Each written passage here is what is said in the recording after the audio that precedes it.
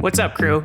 Welcome to Filming in Progress, the show that takes you backstage into the world of local businesses and the people who make them shine. Welcome Leah Wilhelm, owner of the Peacock Boutique.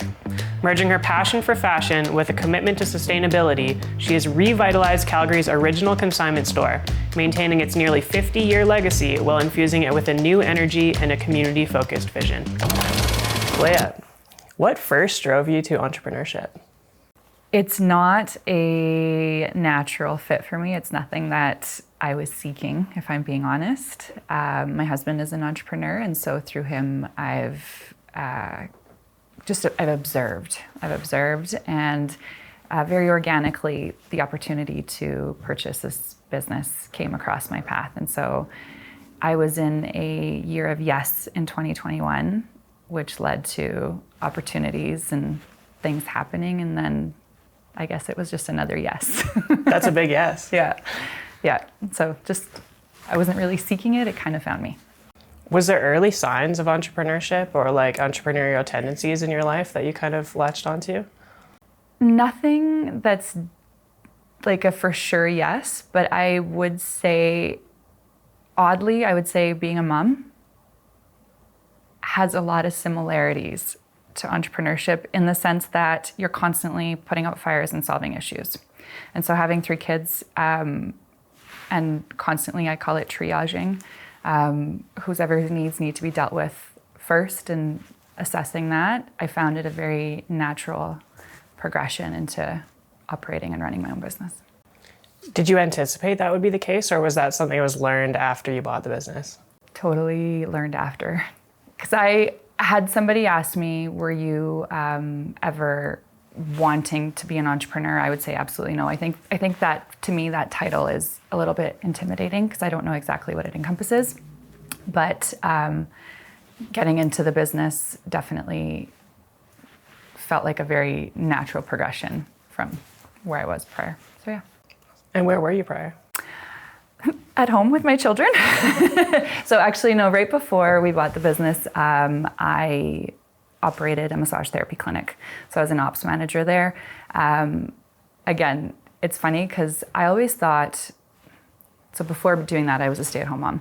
And while I was a stay-at-home mom, I was always like, oh, I'm just a mom. Going back into the workforce and then doing an ops manager role was like, oh, this is just very natural to my skill set. I can put out fires, I can solve issues. And then the next progression was buying the business. And I was like, oh, okay, this is just another progression of that. So just felt like it worked. Do you feel like that just a mom mentality is like a limiting belief that kind of, progressed as you went through the next stages? It was originally. I did have to consciously work on it for the first little bit. I definitely would say that I struggled when I was a mom with the mom title, but I would say probably after the first 4 months of owning the business, I was like, okay, I got this. That needs to be dropped now. There's no more leaning into that. Yeah. What are some of the unexpected challenges? Obviously, owning and running a business is extremely complicated, and there's so many moving pieces and that sort of thing. But I find that often there's some things that you can anticipate, and then there's other things that are completely, blindside you. What might some of those things be? What are some of those challenges that you had to overcome?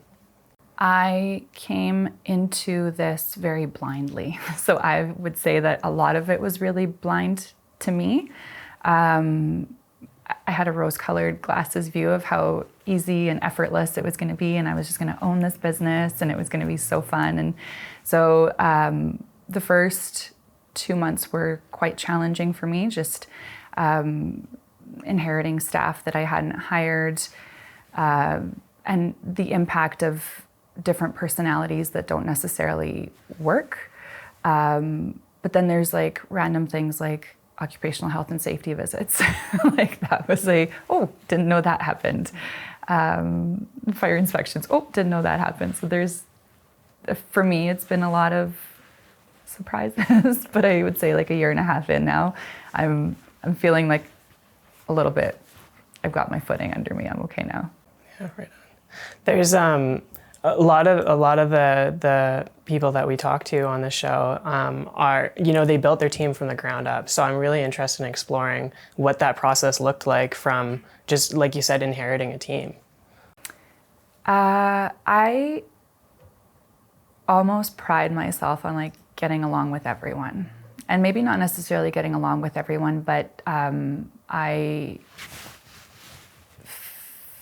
would say I'm a people person. So I've worked with enough people. I come from a different background, and so I've interacted with enough individuals that I can see the beauty and difference in all of us. Inheriting staff that weren't necessarily on the same page as I didn't quite recognize that was an obstacle. I was like, oh, they'll just flow and things will just change. And so that was a little bit eye-opening, I would say, initially. So that was a speed bump. That's maybe not the best word I could use, but it was a little bit challenging. And then for the first probably year, I was like, oh, is it me? Why is the business not quite doing what I thought it would do? Why are we not going in this direction? And then as I hired on people that I felt saw my vision and were more aligned with that, things became easier. And so I was like, okay, maybe it was just not the best person fit to inherit, or what it started as, I guess. Yeah. Do you feel like when you bought that you kind of also adopted the culture that was pre-existing, or were you able to, you kind of talked about changing that a little bit, or is that something that, how did that all come about? I feel that it has changed. It's tough. So when I bought, I had a very, very brief transition with the previous owner. It was within 48 hours, and she didn't even introduce me to the vast majority of the staff. And so I came in and I was like, hey, I'm the new owner. How are things? And it was interesting to learn how things flowed and what the culture was. And then, although that wasn't quite where I wanted to see it, I've definitely worked on changing it. I feel that we're in a good place now. Was it easy for you to kind of bring your personal values into your business and kind of build your culture around that? Yes, once I had the ability to find my people.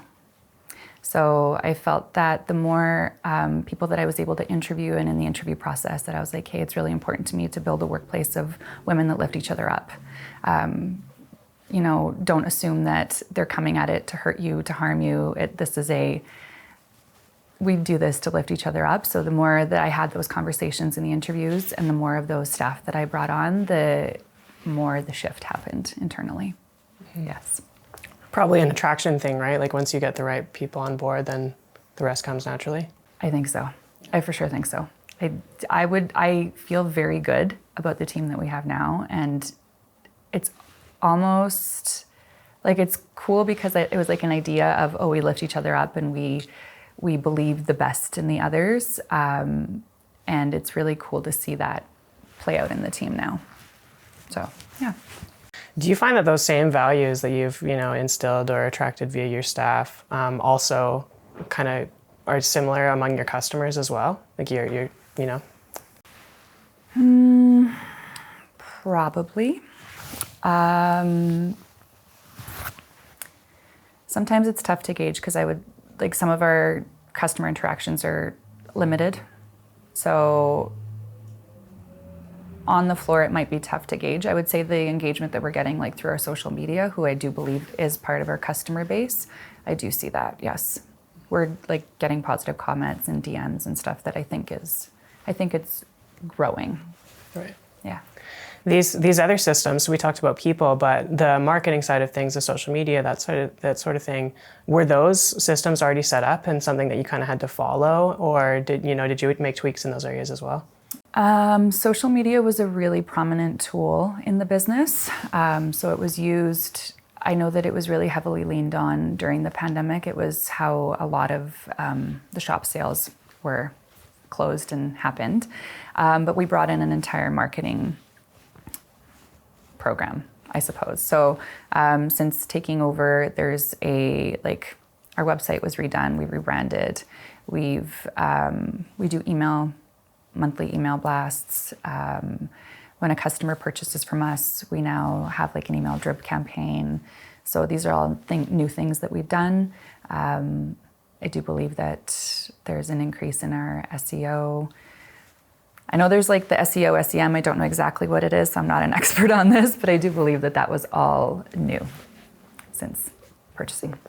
Awesome. Yeah. You mentioned you have 3 kids. You have a husband who's also an entrepreneur. How do you manage, the demands of being a business owner and an entrepreneur with, the demands of everything else going on in your life?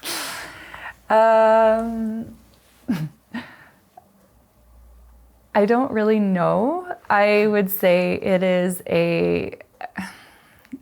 it's continuing to constantly be grateful and shift the perspective from I have to do this to I get to do this. So my husband is the best reminder of this. He is the eternal optimist of we get to do this. This is the life we've chosen. We get to do this. And so looking through that lens helps, and it is grounding. I have a fantastic partner in life. He picks up where I don't step in. We have a really good system. It helps that our children are older too. Our oldest is 14, and so they've learned some great ways to step in and help out, whether it's running their own laundry or prepping dinner, so it definitely helps. It's not just me and it's not just him. We're a pretty fun little ecosystem of give and take, and more often than not, the things that get dropped are not the end of it all. So yeah, we're flexible, we're forgiving, roll with the punches. It helps to have a good partner though. Do you find that being both entrepreneurs in different industries, do you find that you're able to kind of support each other from an entrepreneur perspective as well? Or do you kind of keep that life separate? Yes. So we are constantly talking business. We're definitely in a season where I'm talking my business a lot more than he's talking about his business. I would say he had like the first. So his business has been around for about 10 years. So I would say he had the first 8 years of that, and since then I've definitely stepped up and taken over all the talking space. It helps to understand just all the things that happen in the background of your partner's life and understanding what they're juggling and what they're going through. So I would say since becoming a business owner and an entrepreneur, I am a more patient partner. So I'm like, ooh, that's what that meant, and this is how that feels. So I think it's probably been a good thing for us. Yeah, for sure. Yeah, you hear that often. Partners that aren't entrepreneurs or aren't business owners, that it's hard for them to understand. Do you think there's a way for them to understand without actually going through it themselves? I think if there's a will, there's a way. I always think there is. So I don't know how, but I think if there's a will, there's a way. You mentioned shifting to I get to do this mindset, which I love. It's that positivity switch kind of thing. How important is going into every day positive, or going into every scenario with a positive attitude? Hugely. I think it's what drives the outcome of the experience. Although whatever you're taking on that day, whether it's business related or not, I think just that perspective of being, I get to do this. I get to wake up where I am, and I get to get in my car, and I get to go for a walk, and I get to have fresh air. I just think it enhances our life experience hugely. Something I'm trying to instill in my kids. But yeah. Experience is massive, obviously, especially in your line of work. How do you go about designing a customer experience, and what are kind of those touch points, and how do you want to shape, what do you want a customer to leave feeling? I want every customer that walks through our doors to feel seen. So I often have shopped in boutiques and smaller businesses where it's like, you don't get greeted. It's this, oh, another person's come in, how inconvenient. You kind of feel that. And so for me, it's very important for my customers to be greeted shortly after they walk in. Part of our experience is that although we do sell secondhand clothing, we don't want it to seem like secondhand clothing. And so part of our experience is we diffuse scents in our shops just to create a better scent experience. I want, anytime a customer is holding a garment, they don't need to be walking around with a hanger, so starting them a change room. As much of a personalized experience that they can feel through myself and with my staff that are working is kind of my goal. I mean, there will be people that come in and they're on a mission to find one thing and they find it and they don't want help. Cool. But then there are people who come in and they just want it to connect with another human. And so if that is the case, I want them to feel that connection. It doesn't have to be intense. It doesn't have to be deep. And it's fascinating how different we all are and how many like heart connections we've had with our customers that have come in and shared, their husband passed away and they've cried with you. And you're like, oh, they just came shopping for clothes and they felt so comfortable to share that with us. So I would say probably the biggest thing is I want them to feel seen. I love that. Yeah, I mean, that typical boutique experience, well, I don't want to say typical, but, is quite different. When you walk into your stores, they're beautiful and set up nicely and everything like that. And lots of space, whereas I feel like everything else is like crammed in there. That experience, was that something that you knew you needed to focus on at the beginning, or was that a learned thing as well? I would say learned. Being that I'm married to a marketer, and he's constantly reminding me of these things, we kind of sat down and we were like, okay, how do we enhance what differentiates us? Like, I'm not an only boutique. I'm not the only consignment store. So how do we create that feeling for people to want to keep coming back? At my core, I'm a people person. I really enjoy connecting with people. And so it was maybe just my personal motivation of wanting to connect with people. And again, like not everybody wants it. And so it's just being able to read that. But if there's an opportunity to connect, then I encourage everybody to lean into it. Yeah, absolutely. Do you get that feedback when, maybe via reviews or whatever your feedback system is, that is a unique proposition of what you do? I've had customers share that it feels warmer, just personally to me. So I've had them share that it feels warmer. I've had them share that it feels more welcoming.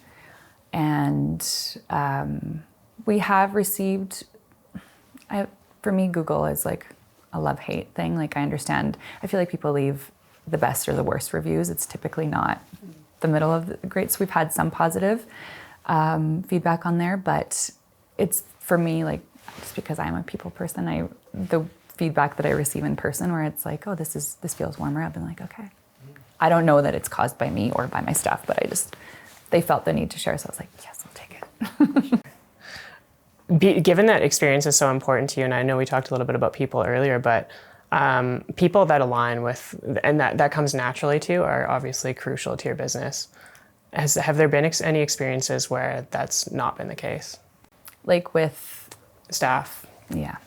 So I have had staff that didn't necessarily prioritize that, and it just, it wasn't a good fit. Because a negative customer experience where they felt, I don't know, not seen, not recognized, not even just like the small greeting where they felt like they were an inconvenience coming in, that can permeate into their circles. And so it's something that is very important to me. And so I have had a few staff that just weren't aligned and it wasn't important to them. And so sadly, it just didn't work out. Mm-hmm. As far as customers are concerned, do you find that typically your customer base is a recurring customer, or is it kind of, the one-stop shop? How does that typically go? We have both. We have regulars, which has been really cool. Like I never thought that there were regulars. So that was eye-opening to me. And not only is it regulars location specific, but it's regulars amongst all three. So they'll frequent all three shops. And then we have regulars that frequent just one shop. We have people that are coming through our doors that have never heard of us before. So we still have the brand new ones. I would say being in the neighborhoods that we are in, because they're quite like touristy. So if you're a tourist to Calgary and you're like, oh, where should I go explore? Inglewood, Kensington for sure. And I mean, 17th Ave, but maybe my Beltline shop, not as much, but Inglewood and Kensington for sure get a lot of tourists coming through too. So we get all of it. Right on. How important is location? I think it's hugely important. So definite pros and cons of being in the neighborhoods that I am. So, I mean, the walkability and the neighborhood experience is one thing. In the summer and spring and when the weather's beautiful, it's huge and it's so vibrant and lively, and you feel like you're part of this community, and it just feels like warm and fuzzy. Definitely a little bit more impacted in the winter time, but we still have our regulars. We still have people that come through. So, just important. Is it difficult to deal with those external factors that you can't control? For example, road closures or, bad weather days, that sort of thing. Obviously, those would have a larger impact on, a retail store versus a service. Yes. Yeah. So I've learned now, a year and a half in, that the second the forecast says snow, we're like, ooh, it's going to be a slow day. Yes, the weather definitely impacts us.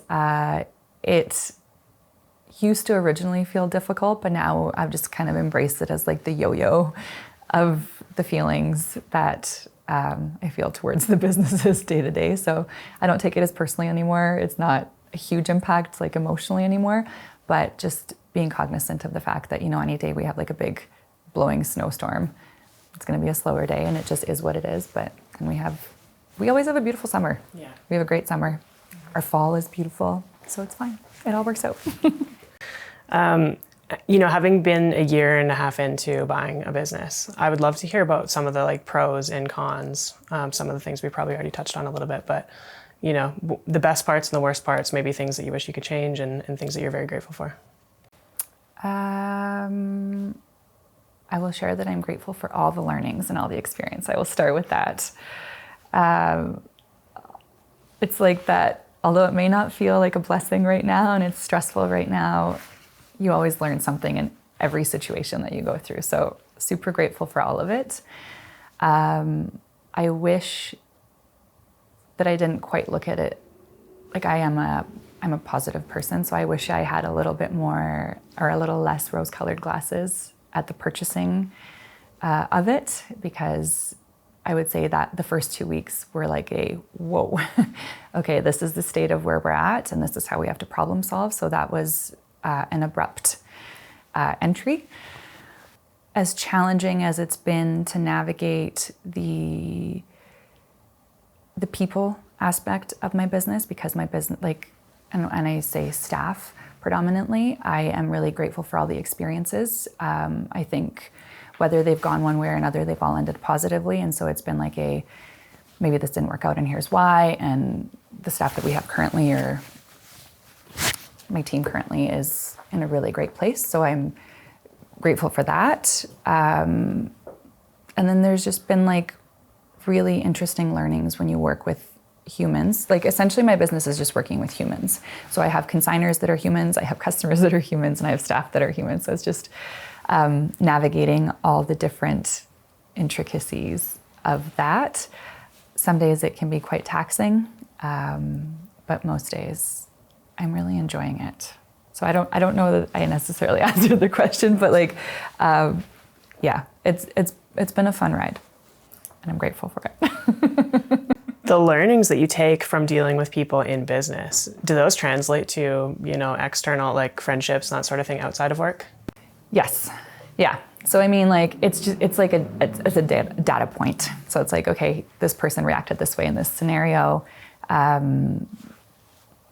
When I'm in a situation similar to that with a friend or with my partner or with my child, it's remember that moment when that happened? So for sure. Mm-hmm. Yeah, absolutely. Mm-hmm. Obviously, buying a business or being a business owner, is extremely time consuming. Has that affected relationships outside of immediate family? I would say that yes, for sure. There are friends that I haven't seen as frequently as I used to, so for sure. Yeah. But I'm also a believer, like when you prioritize anything, it can happen. So it's not on one party or the other. It's just time is limited, and what do you fit in this time, and how do you get in the time with who you want to get the time in with. Definitely a little bit less, but it's okay too. Totally. Do you find that most people are understanding of that, and maybe there's just a little bit of education involved in kind of just reminding people where you're at and what you want to do and that sort of thing? Yeah, I would say that, yeah, for sure. Like in my family and friend circle, everyone's been super supportive. My life has shifted in that, like, our busiest shop days are the weekends. And so prior to owning this business, I was at basketball tournaments and at activities with my kids and having our brunches and hosting friends for this and that, although it still happens, and my husband will fill in the gaps while I'm away, but I really like to be on the shop floor on Saturdays, and it's important to me to be there. So just educating those around us to be like, hey, I'm working from this time to this time. Come visit me in the shop, or I'll see you at home later. Yeah. You talked a little bit earlier about having somebody like your husband to bounce ideas off of, to kind of go through, being an entrepreneur can be quite lonely. Talk to me about community and that sort of thing. I know we're partners in, or peers in EO and that sort of thing, but what is the benefit of those? Would you recommend those groups to other people, and why? 100%. I am very fortunate and blessed to have a husband who is an entrepreneur. I would think that not having him and somebody so close to me to be able to bounce the ideas off of and to share and to, share the lows with and problem solve those moments with would be very isolating and challenging. And so I do believe heavily in having that peer group.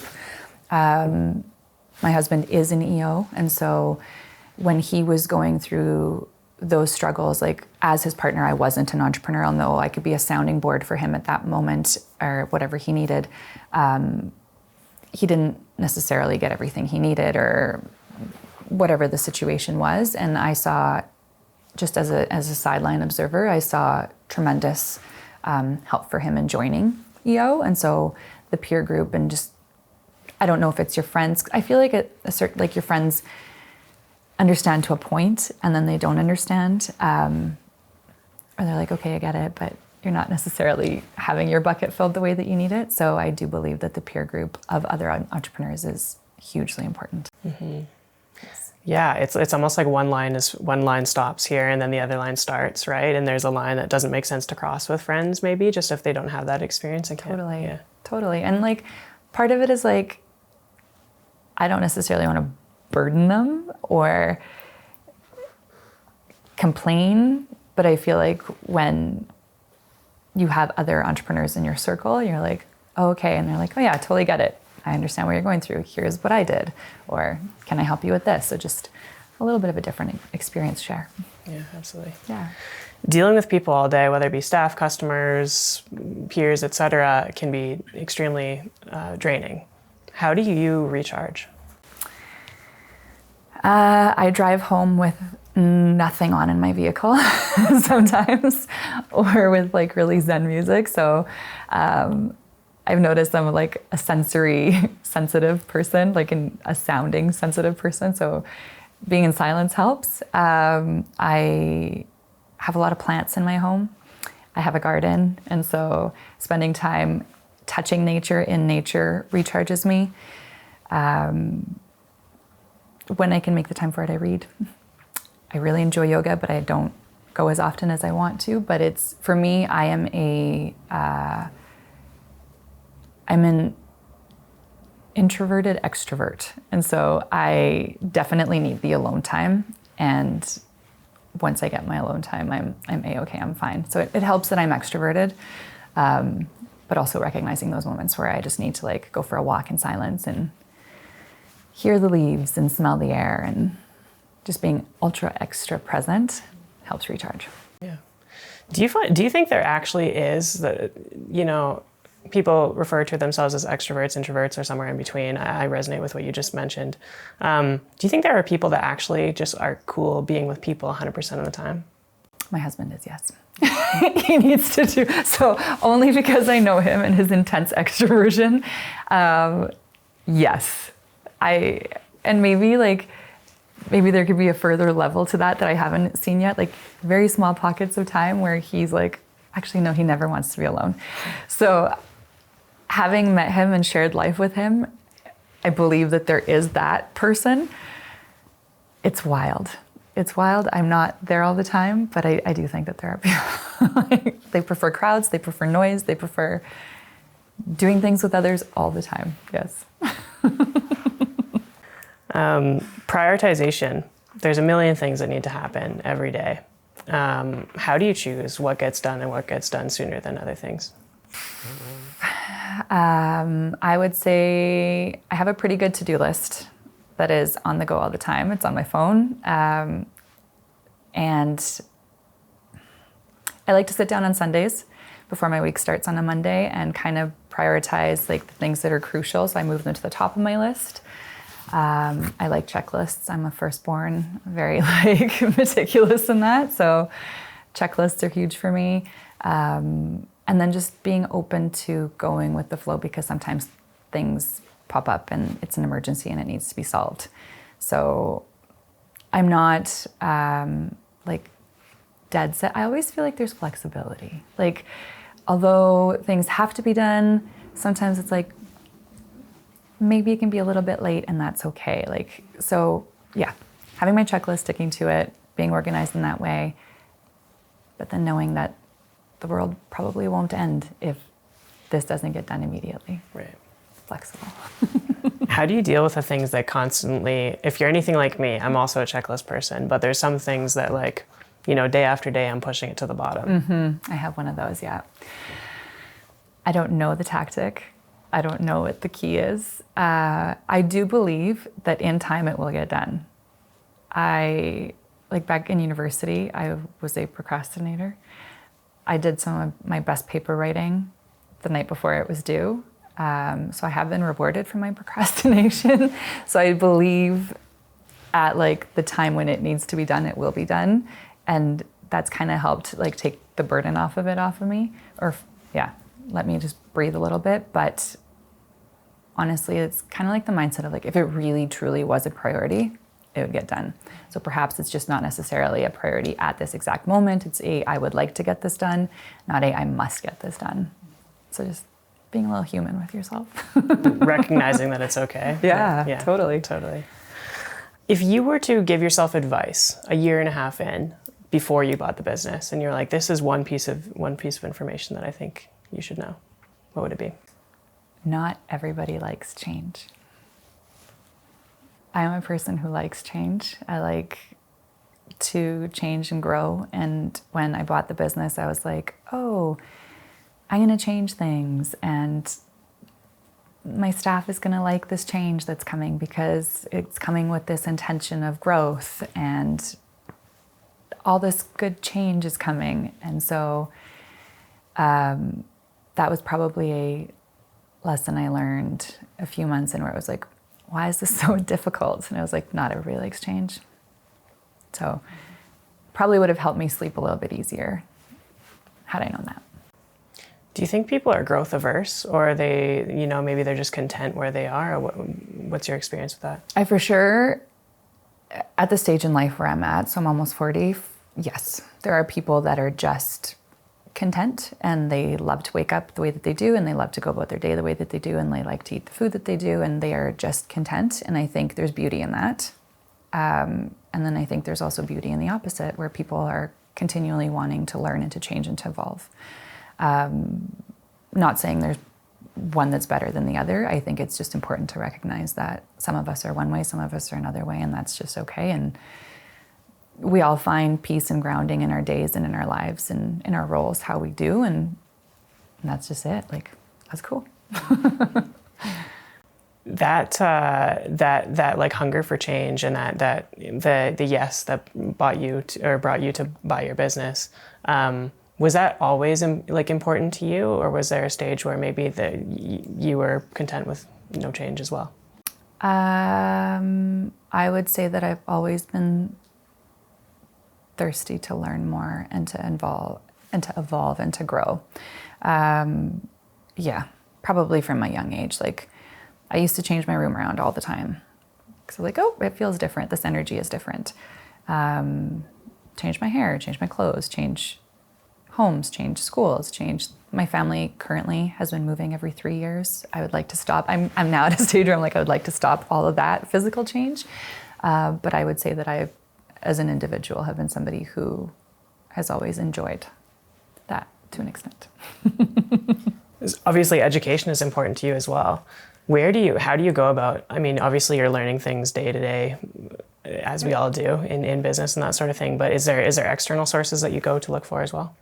I am trying to be better at reading books. I have yet to figure out the fine balance of, I prefer to read physical books. I find that I don't absorb as much through audio. And so I am making it a priority and setting time aside each week to just read a little bit to grow.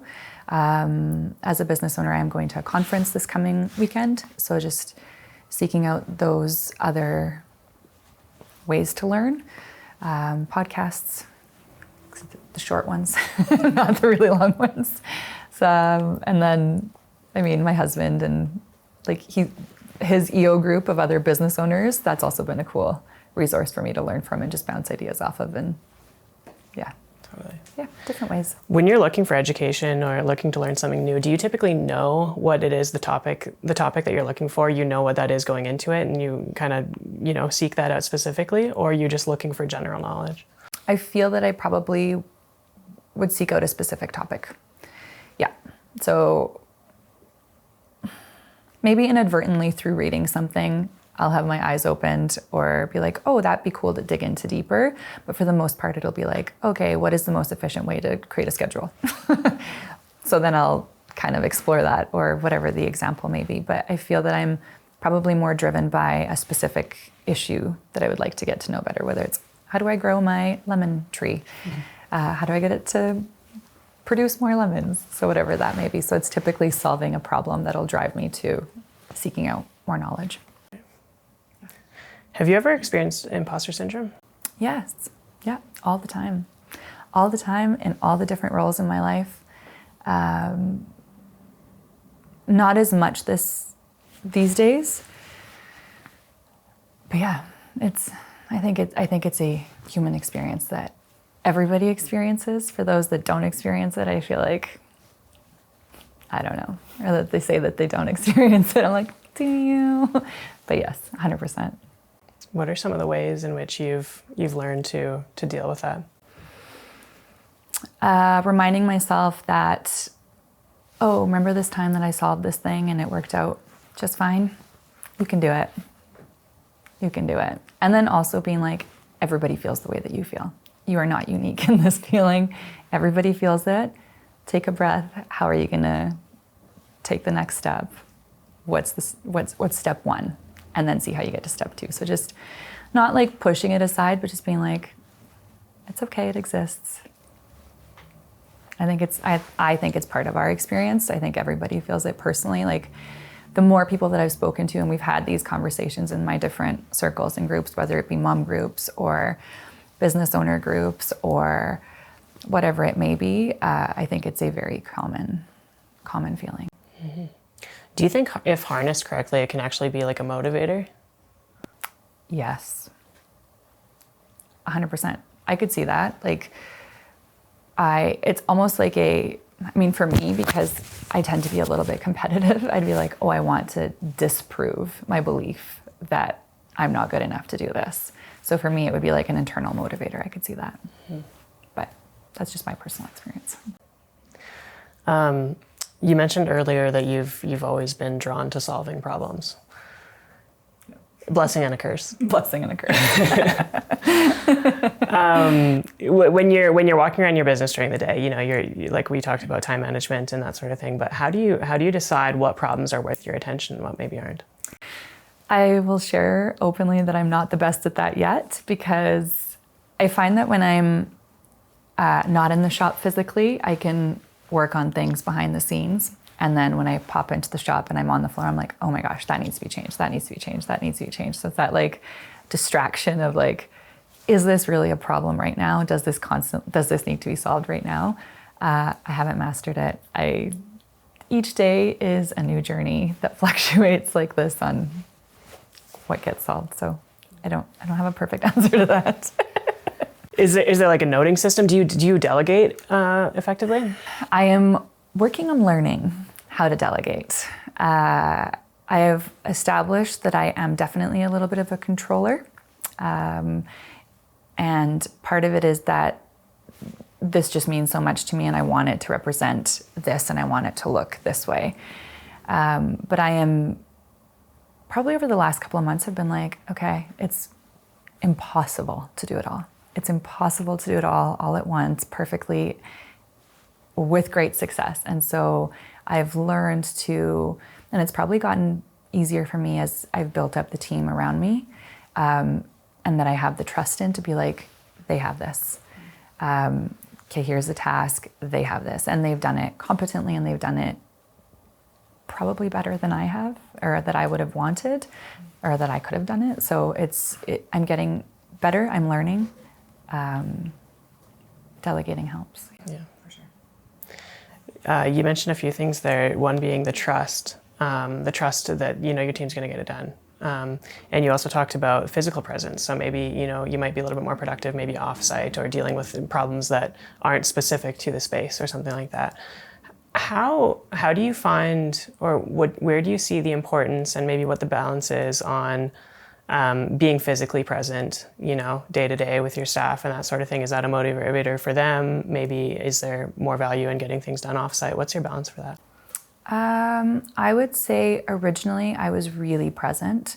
And I quickly learned that there's only one of me, there are 3 stores, and I'm gonna run myself into the ground pretty quickly.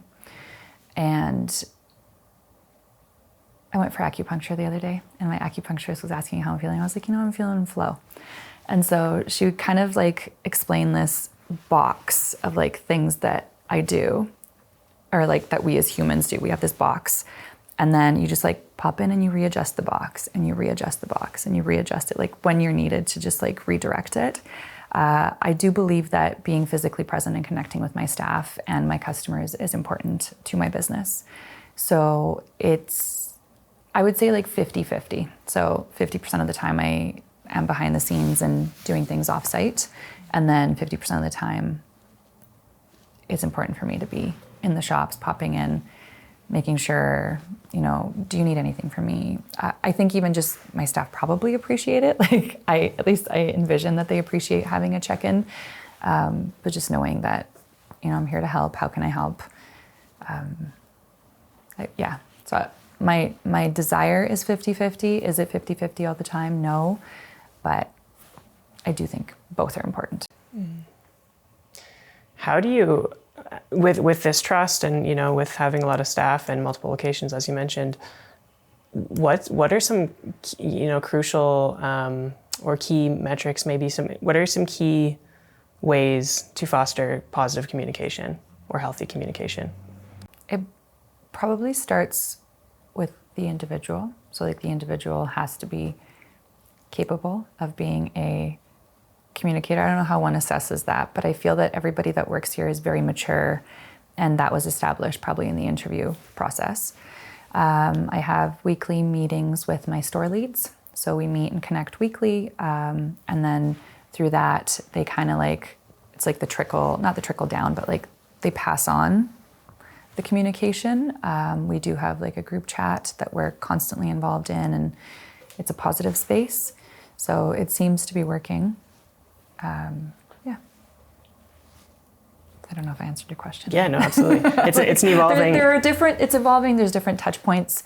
And then like, obviously like when I pop into the shops and having that face-to-face is another way to add into that communication piece. Mm-hmm. You're currently moving to a new location. Yes. What are some considerations when doing that? I mean, I'm sure there's a lot of things behind the scenes that are moving parts. Yeah. So we've been in it's our Inglewood store that we're moving. So we've been in this current space for 5 years. And it just kind of became evident when I bought the business, it was 1.5 years left on the lease. It became evident that we just weren't using our space as efficiently and as effectively as we could. And so wanted to stay in the neighborhood. That was really important. That was an important consideration. And then we thought we were looking for not similar size, maybe just a smidge smaller. But again, in evaluating the other 2 locations, it also became evident that our model is 1,500 to 1,800 square feet. So lots of moving pieces, but knowing that we can create a layout in the new shop that will allow us to transition the vast majority of our inventory over was a big consideration. And just prioritizing what we have in the shop. Like currently in this location, we have a lot of displays that take up a lot of square footage. And although they're beautiful, they don't necessarily create a lot of engagement. And so just acknowledging that they've been used as decor a lot, and maybe that's not our most efficient way to operate. So it's been an interesting thing to discover. So yeah, we're building out the space, trying to get as much rack space as possible, and I think we'll be okay. I think we'll do that. And then, I mean, there's a part of me that was a little nervous to announce that we're moving. There are a lot of small businesses that are closing, and so it was just, we're not closing. We're right sizing. We want to be around forever and ever,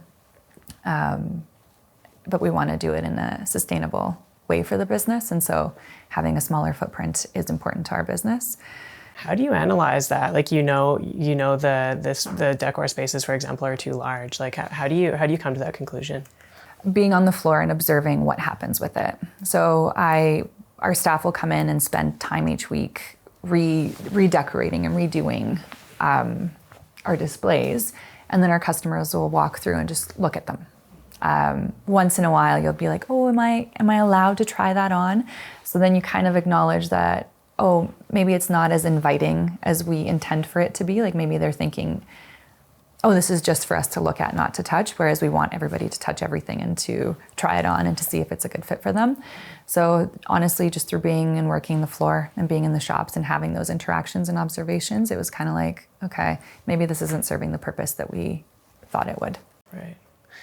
And so it comes back to feedback and a solid feedback loop, not only from being on the floor, but also just listening to your customers. Absolutely, yeah. Do you plan on expanding beyond 3 locations? I hope to, yes.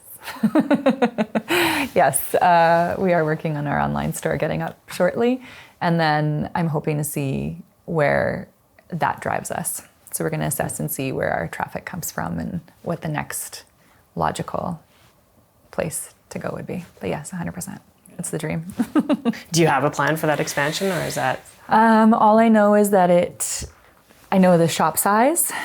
I would say the walkability in a neighborhood and this feel is something we'd want to emulate, and whether that's inside of Calgary or outside of Calgary is TBD yet, but yeah, we're open to anything. So expanding borders beyond Calgary is in the cards. Totally. Love it. Why not? yeah, right on. Have you thought about where that could be, or? Naturally, my desire would be to go to BC because I love the climate, but I am open to anywhere that works. Is it hard to match kind of the feeling that you get from each? We talk about experience. Is it hard to emulate that among different stores based on the space itself, the people themselves, physical location? I would say that each location is a little bit different. It's a little bit of a different vibe when you walk in, but I think we've, the consistency of having our scent experience in each of the stores, the customer service experience that we've kind of honed in on. I think there's a lot of it that can be emulated and replicated, but I think there's also the beauty in it not being identical because each human being is slightly different. And so just recognizing that although it can be very similar, it's not identical, and that's okay. Love it. If I was considering buying a business, with a couple retail locations. Some pieces of advice. Pieces of advice. You will work a lot. You will work a lot. And I would imagine if you're looking at buying it, you're already interested in it. So your head's kind of in that, but you will work more than you think you will work. You will probably not want to be hands off because it'll now be your baby. And so be open, be flexible. Really like working with people. You must really like working with people. I think that's the biggest thing. I feel like anything else can be solved, but if you are wanting to, I would say in the retail space specifically, working with people, you must really want to work with people. Where do you get your fulfillment from what you do every day? Honestly, it's the one-on-one interactions, whether it's with my staff or whether it's with customers. Just having the depth of conversation with people I cross paths with. And when I can leave at the end of the day and I'm like, oh my gosh, Betty told me such and such a thing, and now I'm super invested in Betty's life. Like, for me, it's the connection. Yeah. It's do you ever look forward to a customer coming in again so you can kind of recatch up maybe several months later? Yes. Sort of thing? Yes, we have in our shops we have some elderly consigners, and they're the most darling humans I've ever met, and so very invested in their partners and where they're at and when they're traveling. And yes, 100%. Not just our consigners, but customers too. Yeah. Right on. Yeah. Leah, where can we send people to follow along what's next and what's coming up for you? I would say the best would be our Instagram. It's the most active, most accurate and up to date. And then our website, peacockboutique.ca. Beautiful. Well, thank you so much. This has been incredible, and it's clear that you're passionate about people and that how that's translated into your business is incredible. So I'm excited to follow along. Thank you. Thank you. Thank you.